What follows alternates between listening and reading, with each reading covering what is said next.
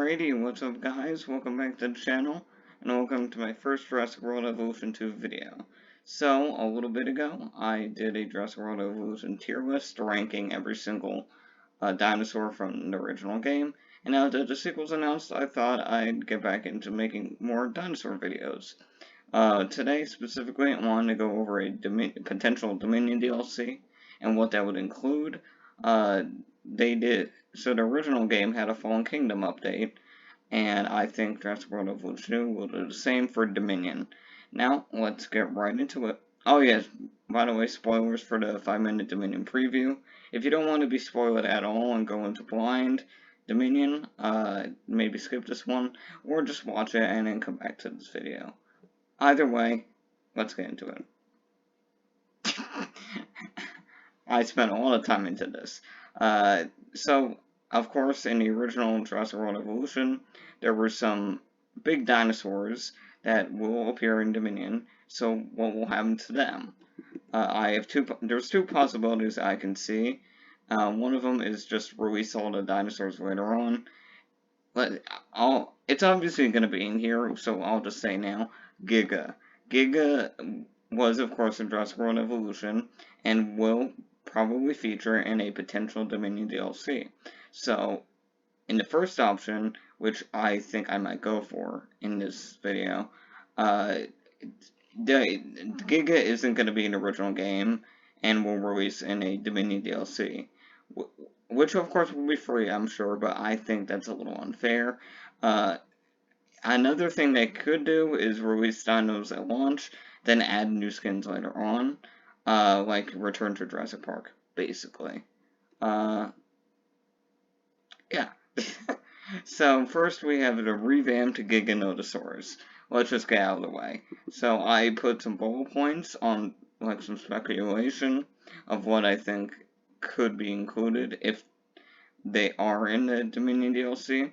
So, first bullet point, Jurassic World Evolution 1 base, the size, the roar, etc. So, basically what that means is there was an update that made the Giga from a small little theropod to a giant monster with a terrific roar and great skins.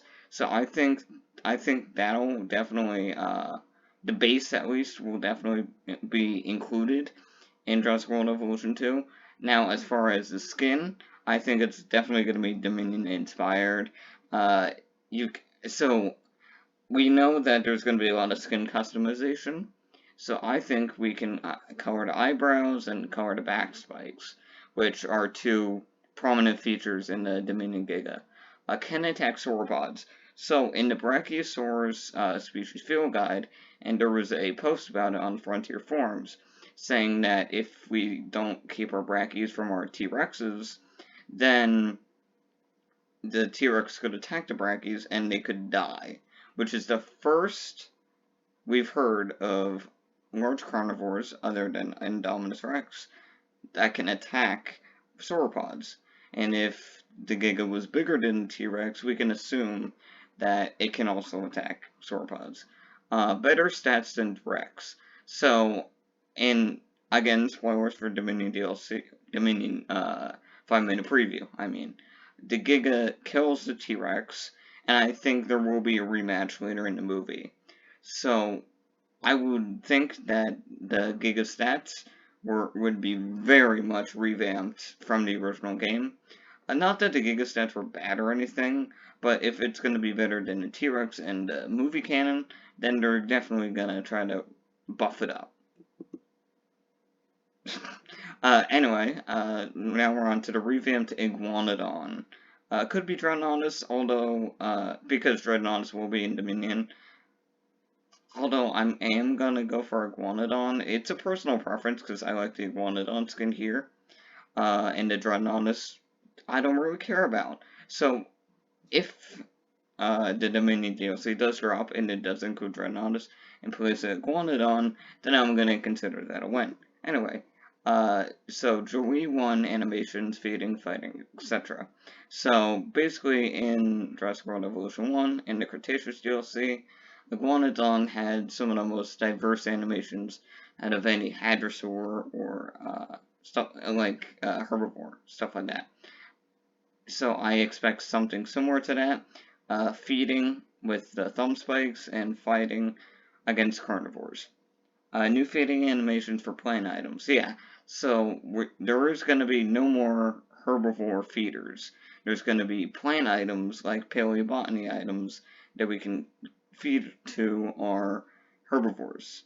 And I think that Iguanodon will have new animations, at least with the thumb spikes, for eating them. Make sense? And for the patterns, I mentioned with or without the stripes, can color the stripes. So again, skin customization, we can change a lot about our Iguanodons based on the Dominion design with the stripes here. So we can make it without stripes, just make it a basal one, or we can color them, because I think that would be neat. Okay, so our first new dino, Quetzalcoatlus. So I personally think it's just going to be in either way, because it is one of the most recognizable flying reptiles ever. And if we're going to have, like, say 5, because we know there's going to be a lot more marine and flying reptiles, I think it's going to get in either way. But my notes, largest space needed out of all flying reptiles, one of the biggest flying reptiles. But yeah, basically, it's one of the biggest ones. Like, literally and figuratively, because a lot of people know about it, that's why it's big, and also, it's just huge in general. So, can walk on ground in aviary outside of aviary. So, in a GIF, I forget who posted it. It might have been Andrew Reiner, but there was a little GIF of pteranodons flying around a new aviary, and included in that was pteranodons on the ground. So we at least know they're not going to be just flying around constantly. There's going to be rest places, and there's probably going to be food and water for them to drink of. And as you can see in the second image, they'll be walking around, and they'll walk around outside of aviary. So in Andrew Reiner's article, he asked the Frontier devs if the flying reptiles can interact with land dinosaurs or other species, and they were very cagey about it, meaning it's more complex than just no. So I think if Quetzalcoatlus would break out, it would walk around on all fours, maybe attack some small herbivores, something like that. Social of 4. This is more just like an interesting idea, considering there were 4 Quetzalcoatlus in the Dominion preview. I think that would be a nice little homage to include 4 Quetzalcoatlus as a social. Skin. So my ideas for the skin would be the crest and wing color pattern. I think that's going to be very similar for most of the flying reptiles, but I thought I'd include it anyway. Oviraptor. Hey, so so fan favorite, probably make it in either way. Yeah, so it depends on how big its inclusion is in Dominion for it to be included in a Dominion DLC, but I think it's going to be in either way, like the Quetzalcoatlus, because it's such a big name, like Therizinosaurus or Concavenator, like such huge names that were left out of the original that I think they're going to make it in one way or another. First feather dino. So if it would be included, it would be the first feathered dinosaur in Jurassic World Evolution. So I think that'd be neat. And if it would be in the game, I think it would have a new diet attached to it. That being an omnivore or like an egg diet. So, like, basically you can make it so that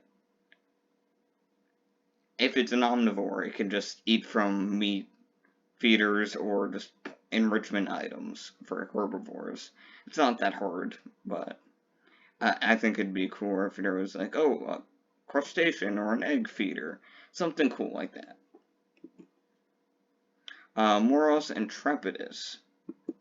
So it would give nice diversity to the roster, and it is getting a toy, so that might influence its addition. I'm not sure when that toy is releasing, but all we know is that it will be getting a toy, and that might influence its addition into the game. Heal other dinosaurs that have diseases. Right, so in the preview, we saw Morose Intrepidus like picking meat or like picking bugs or something like that from the Giga's jaw. So one thing that could be done, like a symbiotic relationship with other herbivores. Hey, we won't attack you, or vice versa, if you, pick some bugs or cure us of the diseases if we get any. I think that'd be like a cool thing to do. I don't know. Just an idea. Okay. Atrocodon. This one, I said maybe depending on movie inclusion. I said that before with the Oviraptor, but I don't know if it's getting in at all. With the Oviraptor, I expect it to be in either way, whether it's in the Dominion DLC or not.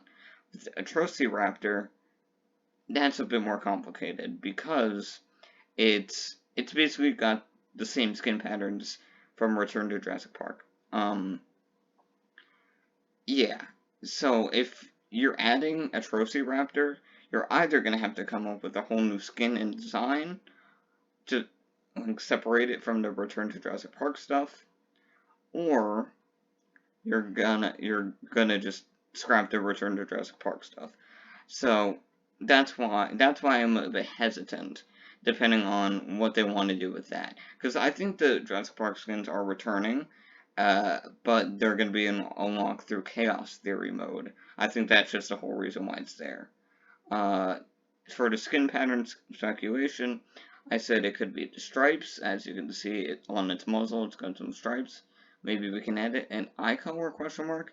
So it's got a very significant eye, so I think that it would be neat if we were able to switch up the eye color of our dinos, because if this game is all about customization, we're looking for those details.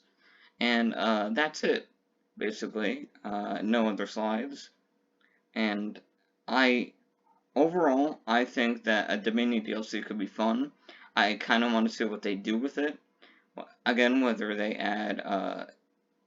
add skins like Return to Jurassic Park, or just delaying all the previous dinos and release them as new designs.